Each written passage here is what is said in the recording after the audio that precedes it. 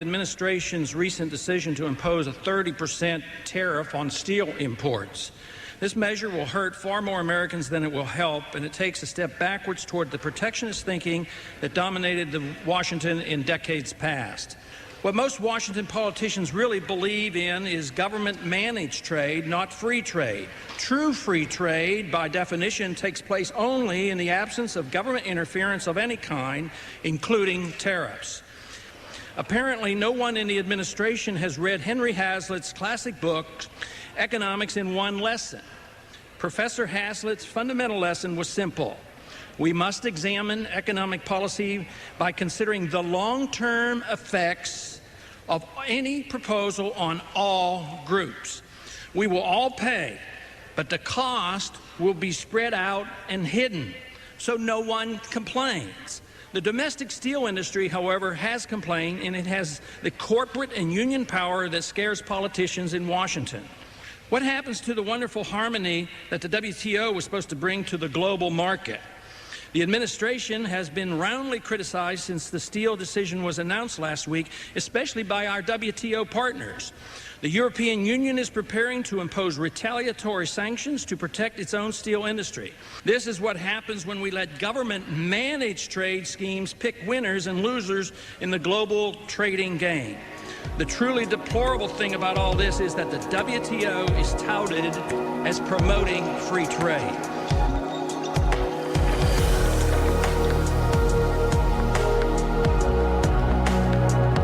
Hey everyone, Stephen Clyde here, back for another week of spreading the message of peace and liberty. And as you may have noticed, that was a few clips of a Ron Paul speech where he spoke about the Trump tariffs, except it wasn't.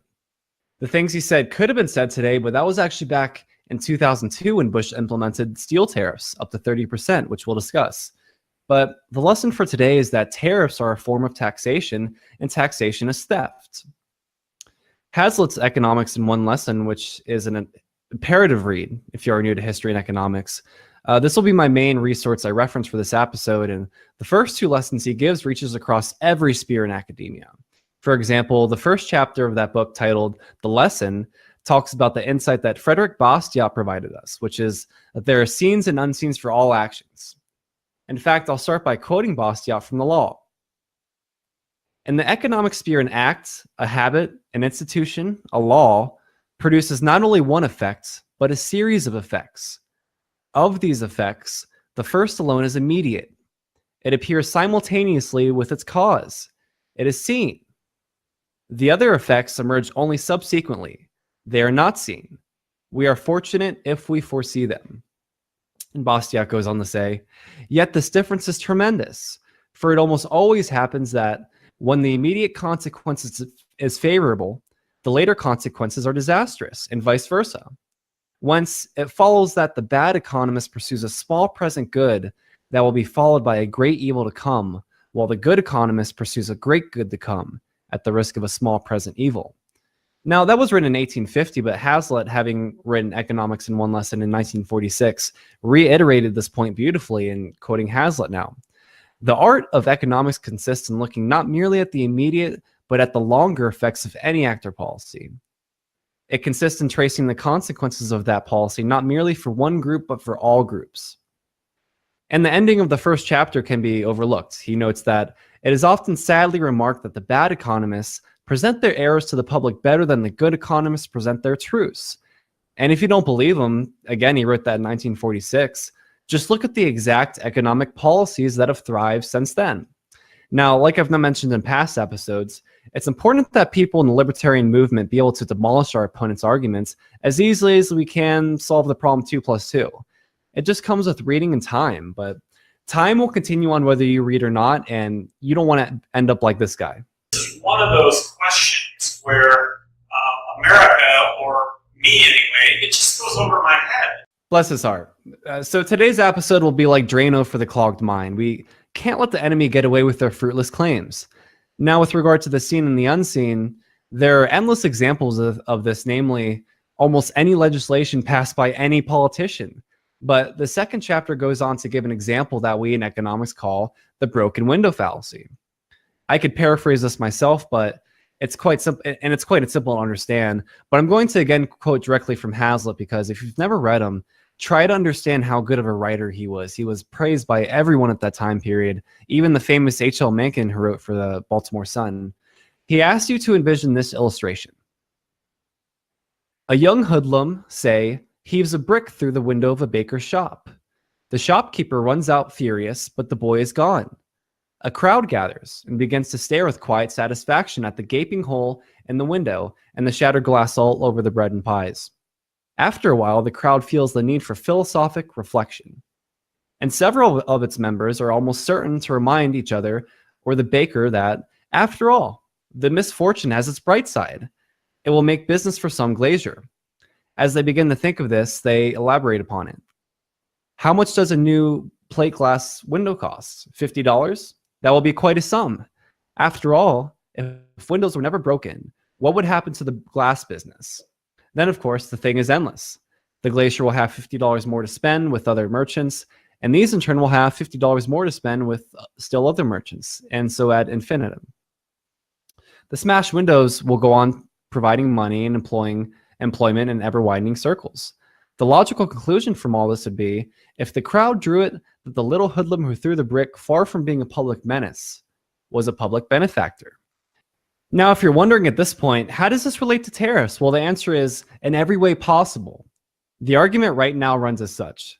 China has high import tariffs placed on us, meaning it's expensive for us to export stuff to them. So in turn, we should make import tariffs, or we should put import tariffs on them, making it expensive for them to export stuff to us.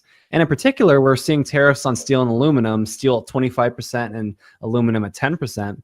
And if all goes as planned, steel manufacturers will get a boost because now that China will be much less likely to export steel to us, manufacturers who rely on steel and aluminum in their products will inevitably have to buy it here.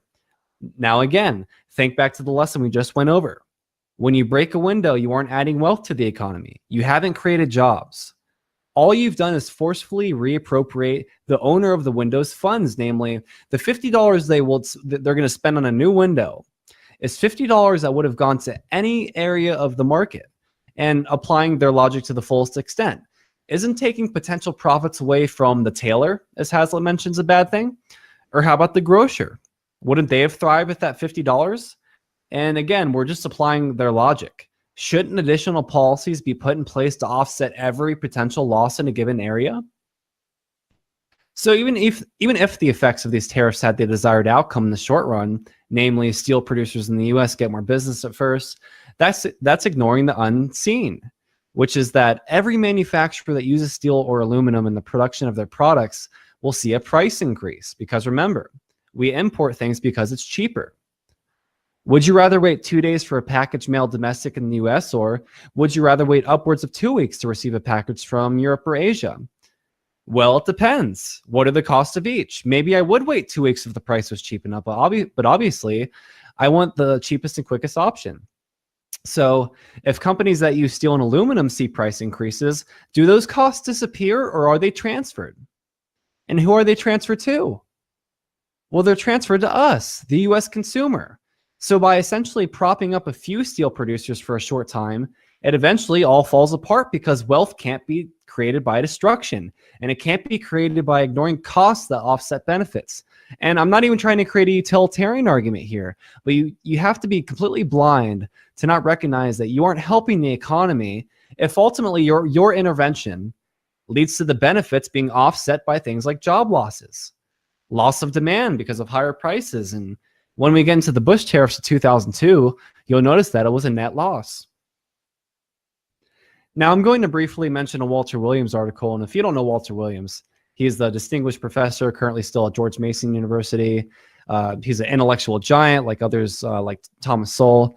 And this article, which I'll link to, is on LeeRockwell.com. Now, he starts off by asking, why would we want these tariffs and what are the intentions? Quoting from the article. The answer is simple. Reducing the amount of steel and aluminum that hit our shores enables American producers to charge higher prices. Thus, U.S. steel and aluminum producers will earn higher profits, hire more workers, and pay them higher wages. They're the visible beneficiaries of Trump's tariffs. But when the government creates a benefit for one American, it is a virtual guarantee that it will come at the expense of another American, an unseen victim. The victims of steel and aluminum tariffs are the companies that use steel and aluminum. Faced with higher input costs, they become less competitive on the world market. For example, companies such as John Deere may respond to higher steel prices by purchasing their parts in the international market rather than in the US. To become more competitive in the world market, some firms may move their production facilities to foreign countries that do not have tariffs on foreign steel and aluminum. Studies by both the Peterson Institute for International Economics and the Consuming Industries Trade Action Coalition show that steel-using industries, such as the U.S. auto industry, its suppliers and manufacturers of heavy construction equipment, were harmed by tariffs on steel enacted by George W. Bush. Now, how else does this affect us, though? Well, Williams uses the sugar industry as an example because they like to place restrictions on the importation of foreign sugar. And he says, quote, "A report by the U.S. Government Accountability Office estimated that Americans pay an extra $2 billion a year because of sugar tariffs and quotas. Plus, taxpayers will be forced to pay more than $2 billion over the next 10 years to buy and store excess sugar produced because of higher prices." Another way to look at the cost side is that tens of millions of American families are forced to pay a little bit more, maybe $20 for the sugar we use every year. Now, the short run benefit is, sure, sugar producers will fare a little bit better, and why wouldn't they? The consumers, namely us, are barred from purchasing sugar at lower prices because of these tariffs. Or maybe this sounds familiar if you're familiar with the Boston Tea Party. Now, for a little history recap, tea was very popular in Britain, and considering Britain colonized North America, they were heavy consumers of tea. By 1760, the colonies were consuming over 1 million pounds a year of the stuff. So when Britain imposed, yes, import tariffs, what do you think the response was? Well, do you remember the phrase, no taxation without representation? Well, that was born out of the fact that the colonies were taxed without their consent. And yes, tariffs are taxes. Another thing that was going on was that taxes would be avoided altogether by smuggling tea in from places like Holland. And indeed, about 3/4 of the tea coming in at that time was smuggled in. In 1767, the import taxes really kicked in. And this, of course, led to things like the Boston Massacre in 1770, where British Army soldiers fired into a crowd, killed 5 colonists, wounded 6 others. And you had people like Sam Adams and Paul Revere who were urging the citizens to rebel. December 16th, 1773, upwards of 50 men marched down to Griffin's Wharf and stormed aboard 3 ships, threw about 342 chests of tea overboard. Britain responded with the chorus of acts of 1774, but you can see that this all led to the American Revolution. The colonists did not want to be at the hands of some tyrannical ruler who places taxes on them which they have no say over and which decreases their standard of living. And sure, under the 1773 Tea Act, there were supposed to be different parts around the colonies where Britain would sell tea to directly, and those ports would lower costs, but it was obvious still to the colonists that this was a British monopoly. And it's interesting because I just mentioned Walter Williams, but I was listening to him on a show the other day, and he noted that back when we broke away from Britain during the American Revolution, we did it because we didn't want to work 2 weeks for King George. Now we're seemingly comfortable with the fact that if you pay 30% a year in taxes, you're ultimately working for the government from the beginning of January to mid-April. Now, getting back to the steel and aluminum tariffs, let's examine first what happened with the Bush tariffs. In March 2002, tariffs as high as 30% were placed upon steel imports. And the reasoning was because over 30 steel producers had gone bankrupt in recent years, and that we needed to save the U.S. steel industry. And keep in mind, these tariffs were set to stay in place till 2005. So what happened? Well, they were an abysmal failure from the start. For example, the European Union right away stated that they were going to impose retaliatory tariffs. This led to a case being filed at the Dispute Settlement Body, which is a part of the World Trade Organization, and they deal with trade disputes. Well, they ruled that the tariffs were unjust, that they were applied during a surge because, in fact, steel imports had dropped in 2001 and 2002. And ultimately, $2.2 billion in sanctions were threatened against us. And at first, Bush wasn't buying it. He said the tariffs are going to stay. But come December 2003, Bush lifted the tariffs to avoid a literal trade war, but keep in mind all these details because it validates the notion that history repeats itself. And I'm going to link to a paper in the show notes, but it's from the Consuming Industries Trade Action Coalition. And what they found was startling, and quoting from the paper now. 200,000 Americans lost their jobs to higher steel prices during 2002. These lost jobs represent approximately $4 billion in wages from February to November 2002. 1 out of 4, which was 50,000, of these job losses occurred in the metal manufacturing, machinery and equipment, and transportation equipment and parts. More American workers lost their jobs in 2002 to higher steel prices than the total number employed by U.S. steel industry itself. And here's the real kicker. More American workers lost their jobs in 2002 to higher steel prices than the total number employed by the U.S. steel industry itself. I'm going to repeat that one more time. More American workers lost their jobs in 2002 to higher steel prices than the total number employed by the U.S. steel industry itself. Even the argument that it is meant to help businesses is shoddy because take this, for example, which is also in the paper. The vast majority of steel consuming manufacturers are small businesses. In fact, 98% of all the 193,000 U.S. firms in steel-consuming sectors employ less than 500 workers, according to the Small Business Administration. So the manufacturers who use steel and who we mentioned got crushed are 98% small businesses. This isn't to protect industry as a whole. It's to protect a few people who have the power to collude with the government. And the government's got the big guns. If you think I'm kidding, watch this. I might want to start with Dave Barrett from U.S. Steel. This is vital to the interests of the United States. This is our moment, and it's really important that we get this right. The alternatives that Commerce Secretary presented were all good alternatives, and we trust your judgment in terms of the ones to be selected. We are not protectionists. We want a level playing field. It's for our employees to support our customers. And when we get this right, it will be great for the United States of America. They won't be dumping on our country. What they do is they dump massive amounts of product in our country, and it just kills, it destroys our companies and our jobs. All right, so let's take that point by point. So notice Dave Barrett starts off by saying that this is vital to the interests of the United States. Now, think about what we just went over. Most people who use steel in their manufacturing processes are small businesses. They are hurt by the tariffs. They aren't helped by them. And Barrett knows that. The only people being helped by these tariffs are a few steel producers. But again, historically, there's a net loss here. And how about the fact that he says he's not a protectionist? Well, and that he wants it to be a level playing field. It kind of sounds like, you ever heard this one? We're not socialists. We just believe in equality. He just wants to use protectionist policies that would benefit steel producers like him, right? And I edited this video down a little bit to show a few points, but Dave Barrett used to be in steel. He went bankrupt. And now he wants Congress to pass a law, or in this case, an import tariff. And then lastly, Trump states that China, quote unquote, dumps products here.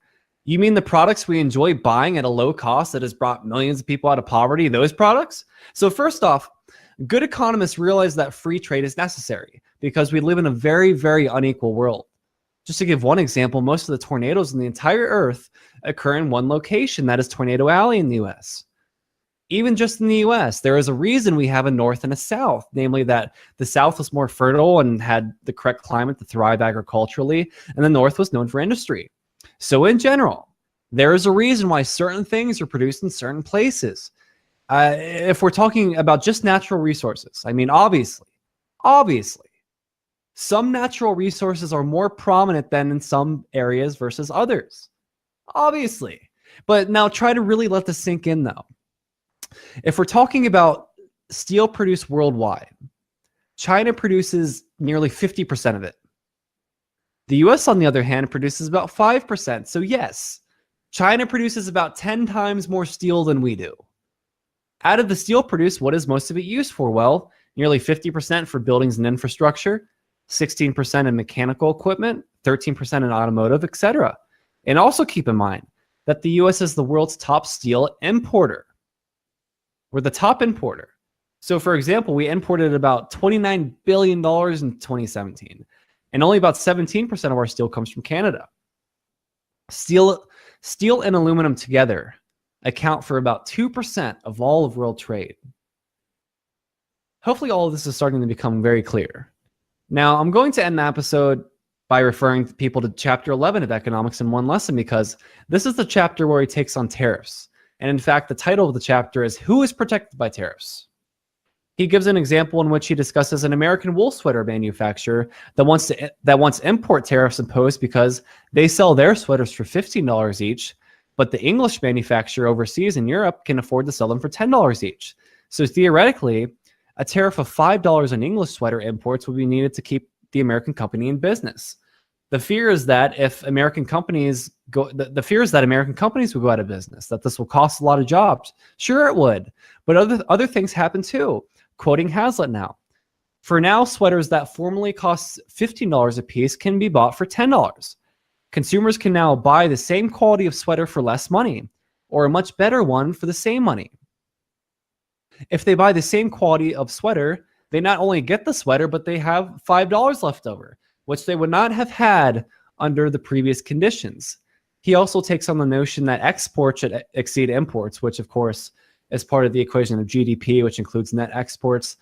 I'll save that for another discussion on GDP, but I hope this information will help you challenge these ideas. Some are saying that the steel import is necessary because we need to produce more steel here for things like Navy ships, when tariffs will inevitably hurt that cause as well. Again, China produces half the world's steel, and operating at maximum capacity, we could never touch these numbers. Well, I've got some great guests coming on soon, and the rest of the week's episode are recorded, so I can sit back and enjoy my spring break, but don't fall for the media hype. Even if you like Trump on some issues, you're allowed to disagree with him. He's clearly wrong here. We have a mountain of evidence on our side to show that. Now that these tariffs have been implemented, we are on the brink of a trade war, which hopefully will be avoided. Tariffs are taxes, folks, and taxation is forceful seizure of people's wealth, and therefore it's theft. See y'all tomorrow. Hey everyone, please like, follow, donate, subscribe, and share. Any donations will be used to reach more people.